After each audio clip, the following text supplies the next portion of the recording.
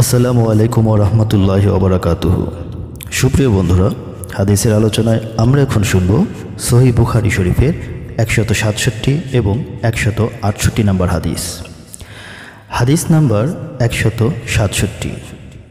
উম্মু আতিয়া রাদিয়াল্লাহু তাআলা আনহা হতে বর্ণিত, তিনি বলেন, নবী সাল্লাল্লাহু আলাইহি ওয়াসাল্লাম তার মেয়ে জায়নাব রাদিয়াল্লাহু তাআলা আনহাকে গোসল করানোর সময় তাদের বলেছিলেন, তোমরা তার ডান দিক হতে এবং অজুর অঙ্গ হতে আরম্ভ করো।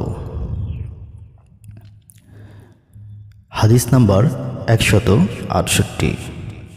আয়েশা রাদিয়াল্লাহু তাআলা আনহা হতে বর্ণিত, তিনি বলেন, নবী সাল্লাল্লাহু আলাইহি ওয়াসাল্লাম জুতা পরা, চুল আঁচড়ানো এবং পবিত্রতা অর্জন করা তথা প্রত্যেক কাজই ডান দিক হতে আরম্ভ করতে পছন্দ করতেন। মহান আল্লাহ রাব্বুল আলামিন আমাদের সকলকে কোরআন ও হাদিস অনুযায়ী জীবন গঠন করার তৌফিক দান করুন। আমিন।